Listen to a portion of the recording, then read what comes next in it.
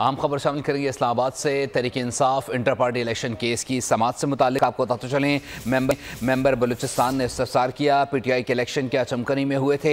Barrister Gauhar ने जवाब दिया, नहीं जनाब, इंतखाबात इस्लामाबाद में हुए थे। दस्तावेज जमा कराने के लिए 1 हफ्ता 10 दिन तक का वक्त दें। इलेक्शन कमीशन ने PTI को दस्तावेज जमा कराने की मोहलत दे दी है। मजीद तफसीलात जान लेते हैं फात चौधरी से। फात, समाअत से मुताल्लिक आगाह कीजिएगा। जी देखिए, आज Tehreek Insaf inter party election case की समाअत मेंबर सिंध निसार दुरानी की सरबराही में 3 रुकनी बेंच ने की। Chairman PTI barrister Gohar election commission में पेश हुए।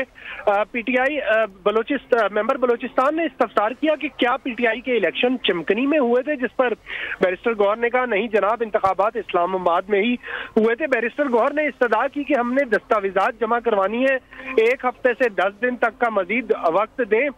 इलेक्शन कमीशन ने बेंच ने इलेक्शन कमीशन हुकाम से ये इस्तफसार किया कि अगर हम अब भी इंट्रा पार्टी इलेक्शंस को तस्लीम नहीं करते तो इसका मुस्तकबिल क्या होगा, इसके क्या नताइज होंगे, जिस पर DG पॉलिटिकल फाइनेंस ने जवाब दिया कि सेक्शन 208 जो है इलेक्शन एक्ट का, उसकी सब सेक्शन 1 के तहत 2 इंट्रा पार्टी इंतखाबात के दरमियान कम से कम 5 साल का वक्फा होना चाहिए। और ये जो इंट्रा पार्टी इलेक्शन करवाए हैं PTI ने, ये इलेक्शन कमीशन के कहने पर नहीं करवाए। और यही बात मेंबर KPK ने भी की कि हमारे कहे बगैर आपने इंट्रा पार्टी इलेक्शंस करवाए हैं।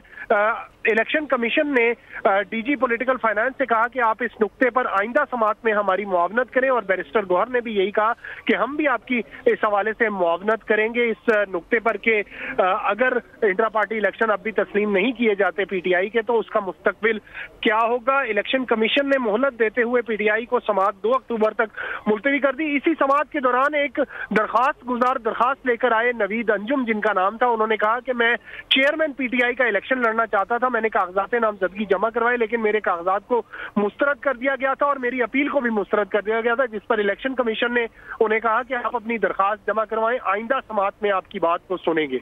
जी बहुत शुक्रिया फात चौधरी अपडेट करने के लिए। सब्सक्राइब करें और बेल दबाएं ताकि कोई खबर रह न जाए।